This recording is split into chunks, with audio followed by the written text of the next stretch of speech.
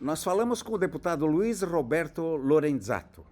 Foi ele que inspirou o deputado Bolsonaro, Eduardo Bolsonaro, numa correspondência ao embaixador da Itália no Brasil, Francesco Azzarello, em que questiona a posição do governo italiano em relação à chamada grande naturalização brasileira. Qual é o endereço desse questionamento, deputado? É um prazer estar com o seu público aqui, Perón, na sua plataforma. Eu realmente trouxe esse assunto para o parlamento brasileiro, para alguns parlamentares, em especial ao meu colega Eduardo Bolsonaro, porque eu sou presidente da seção UIP, União Interparlamentar das Nações Unidas, do parlamento, seja Senado e Câmara da Itália, com o parlamento brasileiro. E essa questão atinge ambos cidadãos de ambos países. Portanto, seria fundamental também termos o crivo do parlamento brasileiro nessa situação. Outras pessoas que escrevem para mim, outros parlamentares da Itália, inclusive aqui do Brasil, pedindo esclarecimento, ajuda para essa barbárie que foi inventada na Itália. Após 130 anos, os governos da Itália sempre questionaram essa pseudo grande naturalização, porque de fato ela não ocorreu. Eu gostaria que alguém apresentasse uma naturalização de fato ocorrida em base a esse decreto. Não se tem conhecimento, não se tem notícia disso. Agora, o que se tem são vários italianos na Segunda Guerra Mundial, quando o Brasil entrou em guerra contra a Itália, quando o Brasil libertou a Itália do nazifascismo, esses imigrantes italianos, até de boa qualidade financeira, com medo de perder o seu patrimônio, pediram a naturalização no Brasil. E eles estavam no Brasil desde 1880, 85. E como é que em 1945 eles se naturalizam brasileiros? Não foram lá atrás naturalizados? Por que o Brasil confiscou bens desses imigrantes? Proibiu falar italiano? Por que o Brasil fichou todos os italianos com o modelo 19 na Polícia Civil como estrangeiros? Então falta um pouco de criatividade e inteligência por parte dessa maldade que é provocada pela Farnesina. E eu falo com propriedade porque eu sou parlamentar da República e posso falar porque eu estou acompanhando todos os dias essa problemática. Portanto, chegou ao ouvido de vários deputados, em particular do Eduardo Bolsonaro, a problemática. O nosso embaixador, Francesco Azzarello, é uma excelente pessoa, está fazendo um brilhante trabalho que dá muitas gestões não havia sido feito no Brasil. Eu gostaria de fazer até parabenizar o embaixador. Mas ele é o responsável pelos atos praticados pelo governo da Itália aqui no Brasil.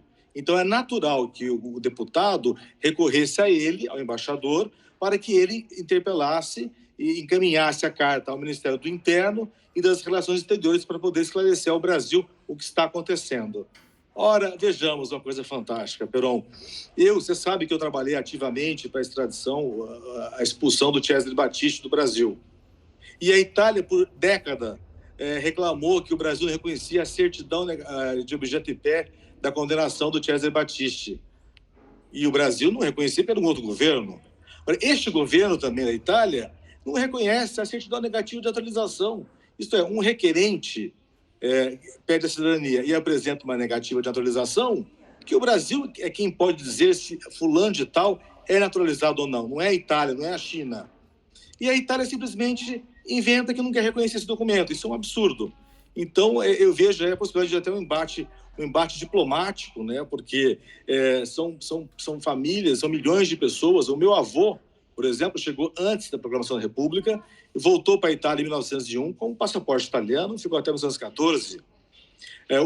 O presidente da região do Vêneto, o Luca Zaia, uma excelente pessoa, o avô dele nasceu aqui em São Paulo, em Santa Rita do Passa Quatro, em 1897. Né? Então, quer dizer, ele teve uma naturalização tácita também, porque estava aqui no Brasil, com trabalho no Brasil. Então, essas teses todas foram criadas pela Farnesina, Departamento Jurídico, pela xenofobia. Eles não gostam da gente. Isso é um fato concreto. Por quê? O deputado, isso é muito radical. Eu lhe pergunto, eu devolvo a pergunta. Por que Buenos Aires, que tem menos italiano que o Brasil, a Argentina tem 22 milhões de italianos, nós temos 35, por que lá não tem a fila? Então, esses terríveis cônsules que passaram por São Paulo, principalmente, criaram esse monstro chamado fila da cidadania, que não existe no direito italiano em nenhum lugar no mundo. tá certo? E aí criou a dificuldade para vender facilidade. Criando esta fila, que demora 10, 15 anos, inclusive você tem que pagar 300 euros por pessoa, né, que foi o PD do deputado Fábio Porta, na época, que instituiu essa taxa, achando que ia resolver o problema. As pessoas não podem esperar. Cada um tem uma dinâmica na sua vida, quer trabalhar, quer estudar, quer seguir, tem patrimônio na Itália ainda, né? Então, as pessoas vão para a Itália, não é ilegal, fazem a residência. Eu não concordo em fazer cidadania diretamente na Itália. O meu projeto de lei previa fazer no comune da onde o avô saiu da Itália, sem ter que um vêneto fazer uma cidadania na Sicília, por exemplo. Uma coisa não tem a ver com a outra, né? Então, cheira coisa errada, né? E também muitas pessoas que não podem ir para a Itália fingir que moram na Itália, né, fazem judicialmente. Então, até hoje, milhares de pessoas conseguiram isso. E de um ano e meio para cá, acho que mais ou menos um ano e meio para cá, a maldade da Farnesina fez um dossiê. Eu tenho a cópia do dossiê também do cônsul Filipe da Rosa, falando que os brasileiros falsificam documentos, tem que tomar cuidado, tocar o terrorismo em todos os órgãos da Itália, tá certo? Que generalizando como se todo mundo fosse bandido e terrorista e falsificador de documento, né? Lembra que a Itália já exportou vários terroristas para o Brasil. Não vi ainda nenhum bandido brasileiro fugir da Itália, né? O Carciola era italiano, nascido na Itália. Então, eu acho o seguinte, que é muito complicado isso. Então, é uma tese fraca, absurda, e nós vamos ter que ganhar essa tese, porque se a Corte de Cassação entender, né, que houve a grande naturalização, o Lucas Zaia não é mais vêneto, não é mais italiano, entendeu? Então, quantas famílias na Itália, os avós, não nasceram na Argentina, no Brasil, no Canadá? Então, isso é uma pressão. Estão fazendo isso, Peron, para criar polêmica, porque a Itália é o país da polêmica, e tentar depois brigar no parlamento para esse mundo da lei. Estão tentando no tapetão criar uma situação para criar uma lei. Olha, dá vontade de rir. O ius escola, direito de escola, né? Minha filha faz colégio britânico aqui em São Paulo e nem por isso ela é britânica. Então, é uma barbaridade, e eu fico chateado porque eu recebo muitos e-mails, muitas mensagens. As pessoas estão começando a ficar magoadas com a Itália. Não querem mais comprar produtos da Itália, não querem mais ir para a Itália. Então, está virando uma relação tipo Brasil e Argentina. Aí, um dia, até falei para você já uma vez, o problema do Brasil e da Argentina. Acho que é porque são muito italianos os argentinos, né? E nós somos mais trivênetos, na verdade, né? Deputado, quando o senhor fala no problemas diplomáticos, o que isso quer dizer? Poderíamos ter confronto diplomático em função disso? No caso do Cesare Battisti, houve, né? Houve protesto, houve um clima muito ruim entre os dois países, até quando nós conseguimos. Eu que coloquei fogo na barraca do Cesare Battisti, todo mundo sabe disso. E nós sabemos quem foi que financiou no Brasil, quais foram os partidos que davam a graninha para ele poder ter aquela vida boa que ele tinha aqui.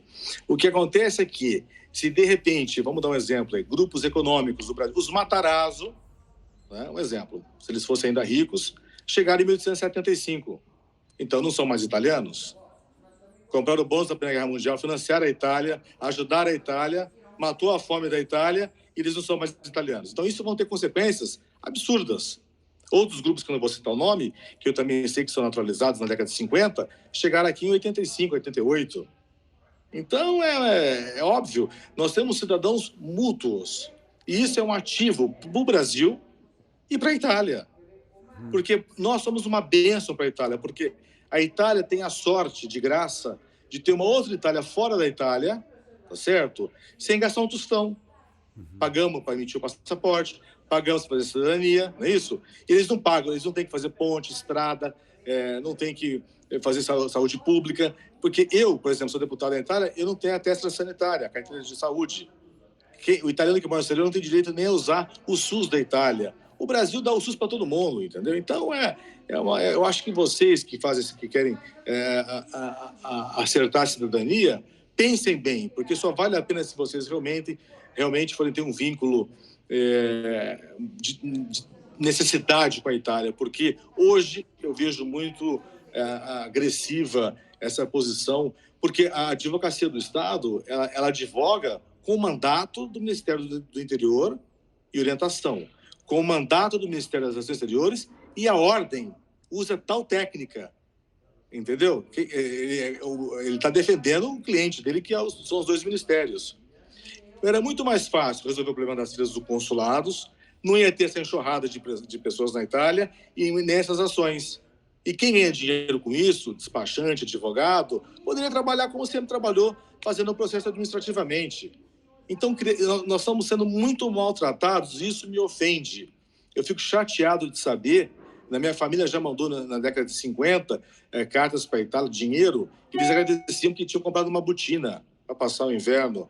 Então, sabe, a gente tem essa paixão pelo Made in Italy, né? pelo belo da Itália, que é realmente um país muito bonito, mas nós temos que ser respeitados. E isso não está ocorrendo de fato de direito. Olha as ações. Pessoas que estão morando na Itália não conseguem ter seus processos porque estão congelados, porque falou que o avô naturalizou. Mas se o Brasil falou que o avô naturalizou, quem pode falar que alguém é brasileiro ou não é o governo brasileiro, não é a China.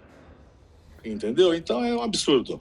O deputado, o senhor divulgou um texto onde se percebe ali alguma modificação nos termos daquela certidão negativa de naturalização. Isso faz parte de algum acordo, de algum ajuste, ou é uma forma de enfrentar o argumento da advocacia do Estado apenas? Não, eu tomei parte no caso, porque eu sou parte interessada como deputado eleito aqui na América do Sul, principalmente no Brasil, porque isso é uma aberração jurídica. A Itália, quando você pergunta se alguém renunciou, a Itália pergunta para o consulado de Porto de São Paulo, o Antônio Peron renunciou? Ele fala assim, o consulado, pessoa desconhecida. Eles respondem assim, aí vale, quer dizer, não é conhecido, não renunciou. O Brasil fornece uma certidão textual negativa de naturalização e a Itália não reconhece? Está chamando o Brasil do quê? De um país de quarto mundo? O Brasil não é o Congo belga. O Brasil tem instituições mais antigas do que a Itália. O Império Romano acabou faz 1.500 anos, querido. A Itália foi fundada em 1861, aos trancos e barrancos de um delinquente chamado Garibaldi, que perdeu a guerra no Rio Grande do Sul. Entendeu? Então, respeita. O Brasil exige respeito. O Brasil é signatário do Tratado de Viena, quando reconstruiu a Europa. Itália não existia. Em 1815, aí nem se sonhava com o Estado italiano. A Itália começou a ser fundada numa jogada terrível em 1861. E o Código Civil que criou os italianos é de 1865. Então, o Ministério da Justiça do Brasil, esse ano, completa 200 anos de ministério. Opa, respeita, né? Então, é muito inconveniente essa situação que foi criada diplomaticamente, porque foi criada dentro da Farnesina. Portanto, eu já falei com o ministro de Maio, ele é meu colega, ele é deputado como eu, não tem uma diferença nenhuma. Né? Só que eu tenho um partido maior do que o dele, né? Ele tem um partido que já naufragou, né? Então, sabe, eu falo inglês, né? Acho que ele não fala. Então, é uma situação terrível, entendeu, Peron? É terrível. Por isso que eu acho que vai ter um problema diplomático. Quando mexer com as pessoas, e isso realmente criar problemas, por exemplo, tem uma criança que teve uma doença gravíssima, atrofia espinhal, né? Que é uma doença que a criança vai atrofiando até falecer. E ela tem cidadania italiana, porque a mãe é italiana. Foi tentar fazer na Itália a cidadania. Sabe o que falou o Comune na Itália, Peron? Nós também temos nossos doentes aqui. Aí eu falei, mas minha senhora, essa criança herdou por direito de sangue a cidadania, assim como herdou essa doença que é genética. Entendeu? Então, você herda a cidadania, pode herdar um câncer, uma atrofia, uma talassemia, que é muito comum na Itália. Então, é de uma ignorância. A Itália não sabe, eles não sabem porque são italianos. Eu perguntei no parlamento outro dia se um deputado sabia se ele era italiano porque tinha nascido em Palermo ou não. Ele falou, porque eu nasci em Palermo. Eu falei, não, ignorante.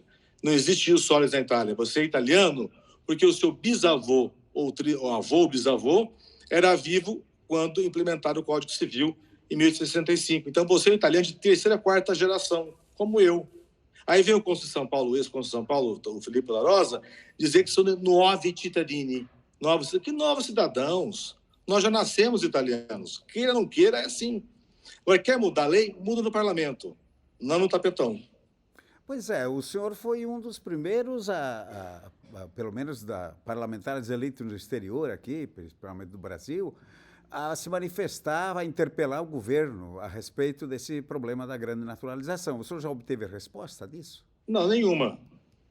Não houve resposta? Não, genéricas, assim, que o Ministério não deu orientação nenhuma, a advocacia defende por osmose e que está vendo, estamos evitando os melhores esforços. Aquela jogada e aliás, só para fazer uma justiça, a burocracia do Brasil não veio de Portugal, veio da Itália, tá? Eu estou há 4 anos na Itália, morando em Roma, e vou te contar. O Brasil é uma Suécia perto da Itália. O Brasil é um país digital, informatizado. A Itália, ainda, infelizmente, é atrasada. Tanto é que nesse plano agora econômico da União Europeia, 60 bilhões não vai para a saúde, vai só 7, 8. Vai 8 porque, acho que devido ao Covid, vai para a digitalização do país. Né? Então, essa é a questão. E muitos brasileiros, no mundo inteiro, italianos no mundo inteiro, acham que a Itália é uma Suécia. A Itália é linda, é maravilhosa, a Itália é charmosa, tem uma gastronomia maravilhosa, mas, assim, tem também coisas que não são tão boas, como todos os países, tem o bom e o ruim, né? O senhor tocou aí num assunto que também é tão momentoso quanto esse da Corte de Cassação, aí, que estamos esperando o julgamento. É a reforma da legislação, que está tramitando no Congresso com 800 e poucas emendas. O que vai dar nisso? A sua opinião sobre isso? Reforma de qual? Da lei de cidadania. Não vai acontecer nada. Não vai? Não vai acontecer nada. Não vai mudar nada? Nada. Tanto é que eu não fiz... Eu, particularmente, não fiz nenhum mandamento, porque não vai mudar nada, entendeu? Tá. Então, deputado, se pudermos traçar algumas ideias, alguma impressão sua, alguma informação sobre o julgamento do século aí que estamos esperando, isto é, do dia 12 de julho. Há uma informação de que parece um terceiro processo subiu, então seria englobado e até surgiu a ideia, a informação correu por aí, de um possível adiamento. Outras informações desencontradas parece que restringiriam essa audiência. Como é que o senhor está vendo esse preâmbulo em função É claro que isso junta-se também com a redistribuição dos processos na Itália, né, que coincide mais ou menos no mesmo período, quer dizer, o Vêneto vai julgar os seus, a Sicília vai julgar os seus e por aí afora. Como é que você está vendo esse momento, Lorenzato? Eu, como parlamentar, não posso asseverar questões da magistratura italiana. Né? Então, é uma questão de rito processual. O rito existe, as técnicas aplicáveis têm que ser respeitadas e agora os interlocutores que têm que serem bravos, né? Serem inteligentes e fazer sua defesa. Se eu fosse advogado do caso, eu sou deputado, não sou advogado nesses casos, eu queria ouvir até a parte envolvida, né? Porque vocês vão te dar um direito que foi reconhecido em primeira instância, em segunda instância, né? Então eu queria saber como é que fica, né? Então é muita emoção, né? E sempre foi assim essa polêmica, né? Toda vez que tem no decreto de segurança que o Salvini fez, eu ajudei ele a fazer, colocaram lá limitação de geração. Foi a Farnesina que colocou. O Salvini ficou muito chateado, esse texto não é original nosso, então é um perigo. Então, tudo tem que ser feito para que não aconteça um cerceamento de defesa. Então, o que eu sugiro a esses advogados, às pessoas, que tentem de tudo. Serem ouvidas, testemunhas, juntar documentos, envolver mais pessoas, inclusive vocês da imprensa, fazer um movimento, né, demonstrando a nossa consternação com relação a isso. Pois se fosse no Brasil, teríamos uma transmissão direta em televisão do julgamento desse, não? A Itália não permite isso, né, deputado? Não.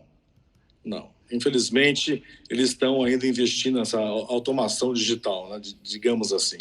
Uhum.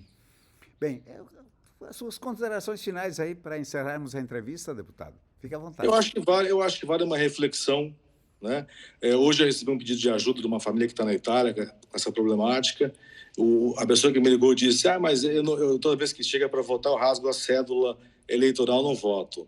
Então, essa baixa presença, né, dos eleitores em não votar desqualifica, desmerece a comunidade do exterior. e aí nós não somos respeitados. Uma vez que você não é respeitado, você é tratado assim, com indiferença.